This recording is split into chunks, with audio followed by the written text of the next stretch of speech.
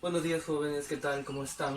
El día de hoy, continuando con el curso de química, vamos a ver el tema, vamos a desarrollar el tema de lo que es un enlace químico. Hasta ahora ya hemos visto lo que vendría a ser eh, configuración electrónica, números cuánticos, tabla periódica, que se relaciona mucho con lo que es la familia, la ubicación del elemento, ¿ok? Y obviamente ciertas características. Una de esas características es justamente la formación de enlaces químicos. ¿Qué cosa es un enlace químico, profesor? Un enlace químico, de manera simple, se podría decir que es una unión. Una unión dada mediante una fuerza, ¿ok? Una fuerza de tipo eléctrica o magnética, electromagnética, entre dos o más átomos y o moléculas, ¿ok? El enlace químico entonces existen de dos tipos: la que se da entre átomos y la que se da entre moléculas. Además de eso, la característica más importante de un enlace químico es que este de acá busca dar la estabilidad al átomo que está buscando enlazarse con otro, ¿ok? Esa estabilidad se da cuando contiene o confiere la, digamos, característica de un gas noble, es decir, o llega al octeto o como mínimo llega al dual, dependiendo de la familia que tan cercana esté al octeto, ¿ok? Si es una familia muy baja, muy, digamos, de poca cantidad de electrones, solamente se conforma con llegar a 2 electrones de valencia. Pero si es una familia alta, va a tener que llegar hasta el octeto. Ahora, dice que está determinado por los electrones de valencia. ¿Qué significa eso? Estar determinado por los electrones de valencia significa que depende mucho de la familia. Si yo soy de la familia 1A, tengo un electrón de valencia. Si soy de la familia 2A, tengo 2 electrones de valencia. Si soy de la familia 4A, obviamente debo tener 4 electrones de valencia, y así voy avanzando hasta llegar a la familia 8A, que se supone debe tener 8 electrones de valencia, y por lo tanto ya llegó al octeto. Eso significaría que ya no necesita enlazarse con otro, ¿ok? Entonces tenemos los que tienen la capacidad de formar enlaces, que son desde la familia 1 hasta la familia 7, y el octavo obviamente ya no necesitaría formar enlaces. Sabemos muy bien entonces que el número de electrones de valencia equivale a lo mismo en decir que es el número de familia. Tenemos así lo que vendría a ser los enlaces atómicos y moleculares. Dentro de los atómicos tenemos lo que son los enlaces iónicos, los enlaces metálicos y los enlaces covalentes. Dentro de los moleculares tenemos dos tipos: el dipolo-dipolo y el de dispersión. Profesor, y este de acá que está en rojito, este de acá es un tipo dipolo-dipolo pero especial, que es el puente de hidrógeno. No deja de ser un dipolo-dipolo, solamente que es especial. Ahora, otras características que presenta un enlace químico, o cuando se forma un enlace químico entre átomos, justamente es la variación térmica, es decir, que hay una diferencia de temperatura normal en la individualidad de cada átomo cuando se forma la molécula. Además de eso, obviamente el enlace químico todavía conserva cierta identidad del elemento, ¿ok? Letra A. Vamos a tomar las reglas del octeto y dual de manera más detallada, más explicada, ¿ok? La familia 6A, por ejemplo, en este de acá, la familia 6A y la familia 1A, en este caso el oxígeno y el hidrógeno. Cada vez que ellos van a formar enlaces, lo que buscan, en cierta manera, es ser estables uno con otro. Al momento de unirse van a tratar de ser estables. Y en el caso del hidrógeno, al ser una familia tan baja como la familia 1A, solamente van a necesitar, digamos, conservar la estabilidad adquiriendo un solo electrón extra.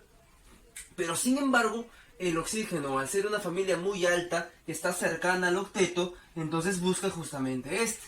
Y la única manera que puede hacer eso es cuando roba o capta 2 electrones extras. Esos 2 electrones debe dárselo el hidrógeno, profesor, pero el hidrógeno solamente tiene uno. Entonces debe simplemente unirse a 2 hidrógenos, ¿ok? Y poder compartir con esos 2 los electrones para poder darle su dualidad a ellos y él también tener su octeto. Obviamente esto de acá que te acabo de colocar acá es lo que vendría a ser la estructura de Lewis. Ahora, vamos a empezar entonces con lo que vendría a ser los átomos en sí, los enlaces en sí. Tenemos el enlace interatómico y además de eso también tenemos el enlace intermolecular, ¿ok? Que lo vamos a ver más adelante. En el enlace interatómico, como ya te lo dije en un principio, se divide en enlace metálico, en el enlace iónico y en el enlace llamado covalente. ¿Cuál es la diferencia entre estos tres enlaces? Los enlaces llamados metálico, iónico y covalente están conformados de la unión de dos tipos de elementos que se encuentran en la tabla periódica, que son los metales y los no metales. Al momento tú de combinar o permutar esos tipos de elementos, bloques generales de metal y no metal, lo que puedes originar es la unión de un metal con un no metal y la unión de un no metal con otro no metal, que es justamente esas tres posibles combinaciones. Entonces empezamos. El enlace metálico obviamente es la unión de dos metales, metal más metal, ¿ok? Que tiene ciertas características. Todo metal, está bien, debes recordar esto de acá por favor, todo metal, siempre los electrones que están en su última capita, es decir, los electrones de valencia, tienden a escapar, formando así una nube alrededor del elemento o de la sustancia metálica, una nube, ok, los electrones digamos que se escapan pero no se pierden, se mantienen ahí, y esa nube va a reaccionar con la luz natural, ok, del ambiente y va a generar lo que nosotros conocemos como brillo metálico. Ahora, profesor, ¿y esa capacidad que tienen los elementos de perder los electrones, qué nombre recibe? ¿Tiene un nombre especial? Claro que sí. Se dice que estos átomos o estos elementos presentan una carga de tipo catión, es decir, que van a recibir una carga positiva. ¿Por qué? Porque pierden electrones. Y profesor, si yo pierdo, ¿por qué recibo una carga positiva? Lo que pasa es que los electrones tienen una carga negativa. Y si tú tienes algo que es negativo y lo pierdes, obviamente tú recibes algo positivo porque estás perdiendo algo que es negativo, ¿ok? Entonces recibes una carga netamente positiva, por lo tanto ahora eres un catión que genera brillo metálico. Claro está que este brillo metálico, al ser una reacción entre lo que vendría a ser la luz natural, también depende mucho de la cantidad de electrones que se están liberando. ¿Está bien? Ahora, esto de acá también va a depender del tipo de metal que es. Si es un metal de tipo metal precioso, estos de acá van a tender a liberar mucha más cantidad de electrones, mucho más, digamos, su carga va a ser mucho más parecida a la de un catión. Por lo tanto, va a haber una mayor reacción y un mayor brillo metálico. En pocas palabras, se dice que todo metal precioso siempre va a tener un mayor brillo metálico en comparación con uno que no lo es. ¿Ok? Listo. Tienen una baja electronegatividad, por ende es, digamos, parte del concepto de ser un catión. Al ser un catión tiende a perder los electrones, por lo tanto no es muy bueno para robarlo, para captarlo, más bien para perderlo. Una bajísima electronegatividad, ya que el concepto de electronegatividad es aquel elemento que tiene la capacidad de robar electrones, no de perderlos. ¿Ok? ¿Listo? Característica muy importante también de los metales es justamente que son buenos conductores de energía, tanto eléctrica como calorífica. Por ejemplo, si tú colocas un un cucharón de metal en tu olla de agua hirviendo, lo dejas 1 minuto, 2 minutos, 3 minutos, regresas y tocas la punta de ese cucharón y te vas a dar cuenta que ahora está caliente. Por lo tanto, tiene la capacidad, te das cuenta ahí de que tiene la capacidad de transportar esa energía. Digamos que también puede transportar energía eléctrica. Si tú tienes un pedazo de fierro, un alambre y lo colocas en un tomacorriente, un enchufe, digamos ahí, lo enchufas, y por el otro lado vas a colocar tu manito, ¿está bien? Obviamente vas a sentir la corriente que transcurre. Más adelante te explico cómo es que sucede ese proceso, ¿ok? Pero yo te reto a ti a que lo hagas, a ver qué pasa. Son maleables y dúctiles. ¿Qué significa eso? La maleabilidad es la capacidad de todo metal de formar lo que son láminas mediante golpes, ¿ok? Mediante la aplicación de fuerza. Mientras que la ductilidad es la capacidad que tienen los metales para formar hilos mediante la aplicación de una fuerza. ¿Está bien? Por ejemplo, tenemos láminas como las monedas, las planchas, entre otras cosas. Y tenemos hilos como por ejemplo el cableado eléctrico. Tiene esa capacidad.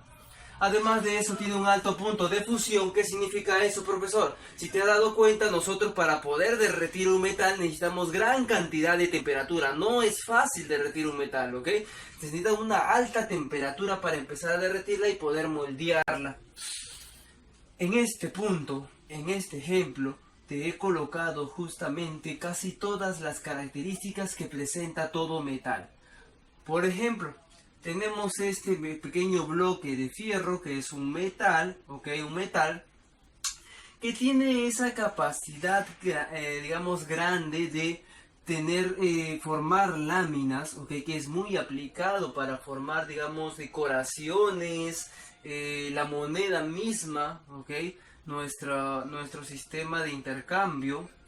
Además de eso puede transmitir corriente eléctrica o cualquier otro tipo de energía, ¿está bien? Tiene la capacidad de ser muy difícil de romper, es decir, que es muy duro, ¿ok? Es muy duro, es muy difícil de rayar. Además de eso es muy tenaz, es muy difícil de romper. También esas características, por favor, no quiero que te confundas porque ya lo hemos visto anteriormente en la clase de materia, ¿está bien? La dureza era la capacidad de no rayarse, mientras que la tenacidad era la capacidad de no romperse. Mientras que mi pizarra puede ser muy frágil, es decir, no tenaz, a la vez es dura, en cierta manera, porque es muy difícil de rayar. Mientras que una pared de concreto quizás, ok, puede ser, digamos, muy tenaz, ya que es difícil de romper, pero a la vez si tú la rayas es mucho más fácil, mucho más sencillo causarle esas rayaduras, por lo tanto no es tan dura, ¿ok? Yo sé que puede ser confuso, lo entiendo. ¿Por qué? Porque tenemos ese concepto erróneo de dureza, que lo confundimos con tenacidad. Pensamos que si algo nos golpea es porque está duro, pero en realidad no es así. La dureza es no rayarse. O por ejemplo, si queremos abrir una tapa de botella, profesor, está muy duro y estamos utilizando incorrectamente el concepto, ¿ok? Si ves a tu hermano, pues no, profesor, mi hermano está duro. No. Además de eso, sabemos muy bien que los metales tienen una gran, digamos, necesitan una gran temperatura para poder empezar a convertirse en líquido, es decir, el proceso de fusión es un alto punto de fusión, 300, 400 o hasta 1000 grados de temperatura, ¿ok? Para empezar a derretirse. Muy pocos metales se encuentran en estado líquido a temperatura ambiente. Te voy a colocar aquí, por favor, como dato extra, el único metal que se encuentra en estado líquido a temperatura ambiente, ¿ok? A temperatura ambiente es un líquido, vendría a ser el metal llamado, ¿ok? Mercurio. Es único en su tipo, ya que la mayoría de metales está en estado sólido normalmente, ¿ok? Y necesita una gran temperatura recién para poder convertirse en estado líquido y poder moldearlo así. Ahora, también tiene la capacidad de transportar energía, en este caso energía eléctrica. ¿Cómo así sucede, profesor? Te dije hace un momento que los electrones siempre tienden a liberarse, no a perderse, no a, digamos, esparcirse en el ambiente, pero sí a mantenerse por ahí, cerca, en un espacio llamado nube electrónica. Esta nube electrónica se va a formar alrededor de lo que vendría a ser la sustancia. Ahora, también puede reaccionar con la energía que tú le apliques, en este caso energía eléctrica, ¿está bien? Al momento de aplicar tú la energía eléctrica, lo que estás haciendo es colocar una materia, está bien, una materia en un lugar donde ya está siendo ocupado por otra materia. Y como bien sabes muy bien, existe el concepto de impenetrabilidad, es decir que dos cuerpos no pueden ocupar el mismo espacio en un determinado momento, sino que tienen que, digamos, acomodarse. Y eso es justamente lo que pasa. La energía eléctrica que proviene del cableado eléctrico, está bien el cable, va a introducirse a este metal, pero va a hacer que este electrón que está ubicado naturalmente en ese metal se sienta excitado, se sienta, digamos, empujado por esa energía. Entonces lo que hace es simplemente buscar otro lugar que ocupar. pero al hacer eso también está excitando al otro electrón, que también es obligado a saltar. Una y otra vez sucede este proceso hasta que tiene contacto con otro material que también pueda transportar, digámoslo así, corriente eléctrica, que en este caso sería tu dedito, pues, ¿no?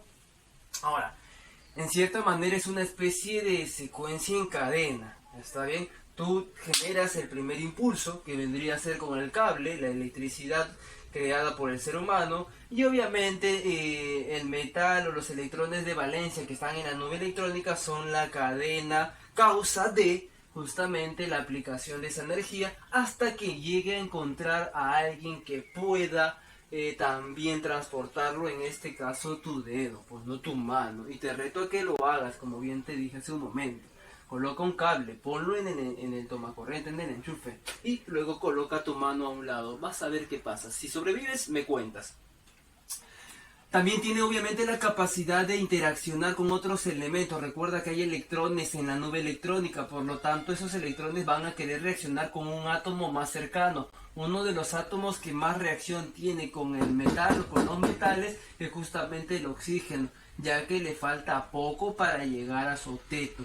Y eso de acá genera lo que se llama como proceso de oxidación. Entonces, esto de acá vendría a ser justamente todas las características básicas de lo que viene a ser los metales. Los metales son unos compuestos muy interesantes en cuanto al comportamiento. Ahora, actualmente se utilizan mucho en lo que es la biotecnología. La tecnología la utiliza mucho ya que tienen la capacidad de transportar energía. Es más, hasta se podría decir que tienen la capacidad de transmitir información, que es justamente lo que se utilizan en las placas de computadora, por ejemplo, ¿no? Listo. El enlace de tipo iónico, como bien te dije, ¿ok? Tenemos ahora una siguiente combinación. Ahora tenemos la unión de un metal con un no metal. El metal es de familias bajas, familia 1 y familia 2, átomos muy pequeños, mientras que los no metales son elementos que son de familias grandes, 6, 7, 4, 5, es decir, son de mayor tamaño en comparación. Tenemos un átomo pequeño y tenemos un átomo mucho más grande que se van a unir. Profesor, pero ahí como que algo no cuadra, es muy desbalanceado. Eso de ahí justamente le da ciertas características a las sustancias de este tipo, de tipo iónico. Tenemos entonces que este tipo de enlaces generan sales cristales que tienden a ser quebradizos. Obviamente, ¿por qué? Porque no son, digamos, no tienen la misma fuerza para poder jalar los electrones, no tienen la misma electronegatividad. Por lo tanto, tienden a ser cristales quebradizos, ¿ok? No son muy tenaces en cierta manera. Además de eso, acá no hay una compartición como tal de los electrones, no se comparten, no forma un buen enlace, solamente hay una transferencia, una fluidez de electrones, ¿ok? Así que ten bastante cuidado, acá no hay compartición de electrones, a diferencia del covalente donde sí se forman moléculas, sino que acá se forman, digamos, enlaces de tipo transferencias, enlace iónico, no es una molécula en sí, ¿está bien?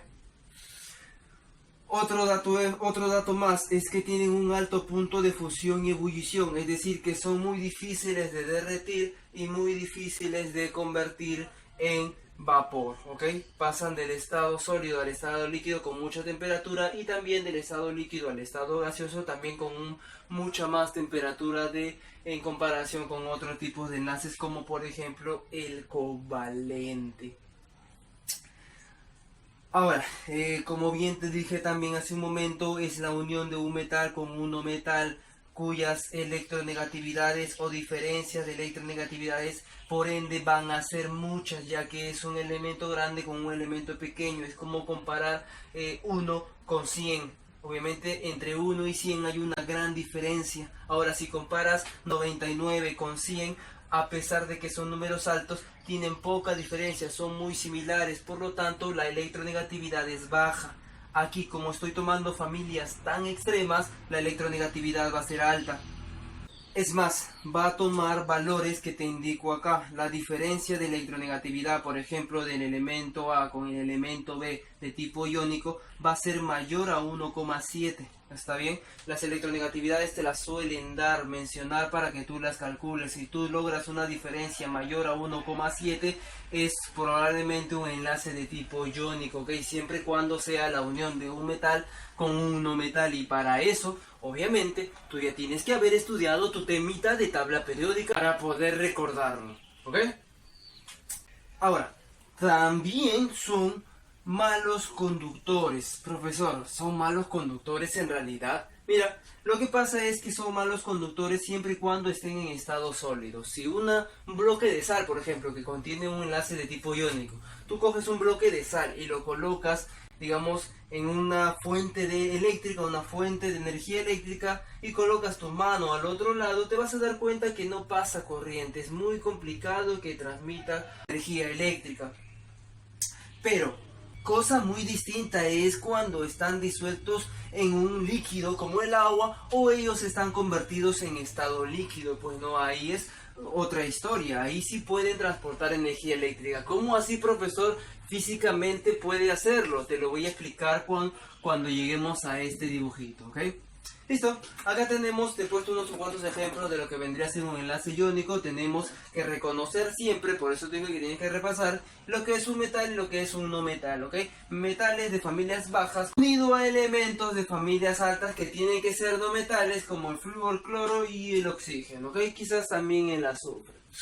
Esto de acá tiene que ser reconocido obviamente por ti, por conocimiento general de los elementos de la tabla periódica, que tema que ya hemos visto anteriormente. ¿Está bien? Creo que esta partecita es muy importante, ya que suele venir las características de los enlaces metálicos, iónicos y covalentes, así que te exhorto yo a que repases constantemente ciertas características que en realidad no es muy difícil de aprender. ¿Está bien? Ahora, acá te he colocado un enlace de tipo iónico, una sal, digámoslo así. ¿Por qué? Porque quiero explicarte y detallarte cuáles son las características a modo simple, obviamente, para que se pueda entender de lo que pasa a nivel estructural de los elementos para poder transportar o no la corriente eléctrica. ¿Está bien? Mira, lo siguiente. Imagínate que tienes un bloque de sal construido geométricamente de elementos pequeños que vendrían a ser el metal, y elementos más grandes que vendrían a ser los no metales, una y otra vez en secuencia. Recuerda que siempre van en secuencia, ¿está bien? De manera alternada cada digamos molécula entre comillas de tipo enlace iónico, que van a construir toda la estructura de ese bloque de sal cristalina, pues no. Entonces lo que vas a tener hablando facialmente es justamente una especie de carretera, digámoslo así, llena de huecos, llena de vacíos, ya que no son del mismo tamaño o similares cada átomo. Entonces, para que me entiendas, imagínate que tienes un pequeño autito que vendría a ser tu corriente eléctrica, tu energía eléctrica. Entonces, ¿qué pasa? Tú vas a tratar de hacer que esta energía avance. La energía va a querer avanzar, pero va a caer en los huecos, imagínate en la pista de San Felipe.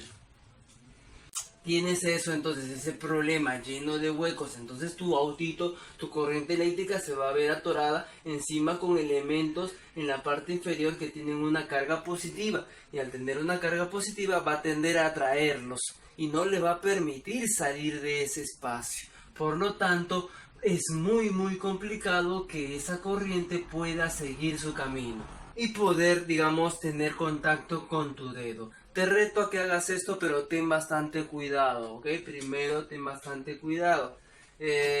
Coloca un bloque de sal y aplícale una ligera corriente eléctrica para que no tengas problema, ¿ok? Una ligera corriente eléctrica por un lado y en el otro lado coloca tu mano. Vamos a ver qué pasa. Me va a decir, profesor, ¿pasa corriente? No, no va a pasar corriente, o la corriente prácticamente ni se va a sentir, ¿ok? Va a ser mínimo. Ten bastante cuidado cuando trabajes con esto. Ahora, profesor, ¿qué pasa cuando yo lo tengo en estado líquido disuelto en agua? El agua, muy bien, tú sabes que es un disolvente universal. Entonces, la sal, el enlace iónico se va a ver separado, se va a romper en sus elementos. Sus elementos son un metal y un no metal. Un metal con carga obviamente positiva. Recuerda que los positivos siempre son, los metales, perdón, son siempre positivos, y los no metales son de carga negativa, es decir, son aniones. Esta vez son aniones. Entonces se van a ver separados, pero siempre manteniéndose juntos a cierta distancia, ¿ok? Siempre van a estar interactuando. Lo que vas a hacer ahora es aplicar una cierta cantidad de energía. Y esa energía va a tener, digamos, partículas similares a electrones de carga negativa, pero muy pequeñas. Estos electrones, al tener una carga negativa y al tener contacto con estas partículas positivas y negativas, obviamente va a interactuar de mejor manera con las cargas positivas, ¿ok? Entonces, este electrón va a querer interactuar justamente con este elemento, que en este caso, por ejemplo, sería el sodio, que tiene carga positiva. Ahora, te lo voy a poner así para que me puedas entender mucho más fácil. Imagínate que esto es una reunión. Cada uno de los compuestos está apareado. Es decir, que hay parejas ya formadas. La mujercita que vendría a ser tu amiga, la positiva, y el varón que viene a ser su negativo, pues no, su tóxico. Entonces viene el no invitado, ¿ok? El que se cuela a las fiestas. El pequeño electrón, el pequeño e indefenso electrón. Viene él, de carga también negativa, ¿ok? Entra y a primera vista ve a la carga positiva. Le gustan las positivas. Se enamora de ella. Nace el amor. Listo. Pero hay un problema. Esta niña no ha venido sola. Ha venido con su galán negativo, su tóxico. Lo que hace él es interponerse entre ese amor y le dice: ah, no, búscate la tuya. Y lo expulsa. Entonces lo que sucede es que el electrón se va triste y desahuciado, buscando otra pareja para poder ser feliz. Y esta fiesta está llena de positivas, tu fiesta ideal. Entonces se vuelve a enamorar. Pero lamentablemente el electrón no cuenta con que cada una de las positivas ya tiene a su tóxico, es decir, su negativo. Entonces vuelve a pasar la misma historia. Profesor, me hace acordar a mí. Listo, nuevamente salta, encuentra otra positiva, se vuelve a enamorar, se vuelve a interaccionar, y luego viene otro negativo y lo bota nuevamente. El electrón ya no sabe qué hacer, está como tú, triste, solo y desahuciado, hasta que por fin logra encontrar a alguien que también pueda transportarlo y que viene a ser tu dedito.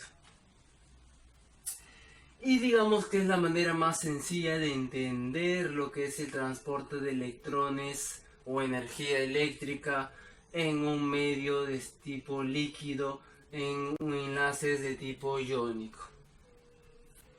Muy bien, chicos, entonces podemos ver que hasta ahora hemos concluido con la parte de lo que viene a ser los conceptos básicos de un enlace químico, la clasificación, los tipos de enlaces químicos, la regla del octeto igual que son muy importantes para poder entender por qué se enlazan los elementos, por qué buscan esa conexión, el tipo de enlace interatómico, intermolecular, que lo vamos a ver más adelante, y teníamos que los enlaces interatómicos son los enlaces metálicos, los enlaces iónicos y los enlaces covalentes, mientras que el enlace intermolecular tenemos solamente el dipolo-dipolo y la fuerza de London, ¿ok?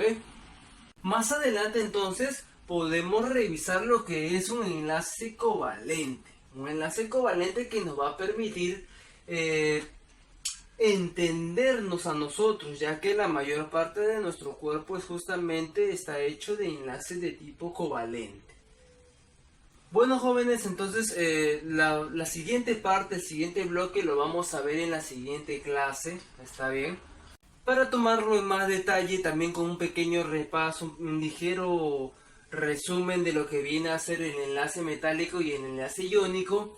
Y el enlace covalente lo vamos a ver junto con el enlace intermolecular y vamos a detallar muchas cosas para poder entender el comportamiento ahora de lo que son las moléculas.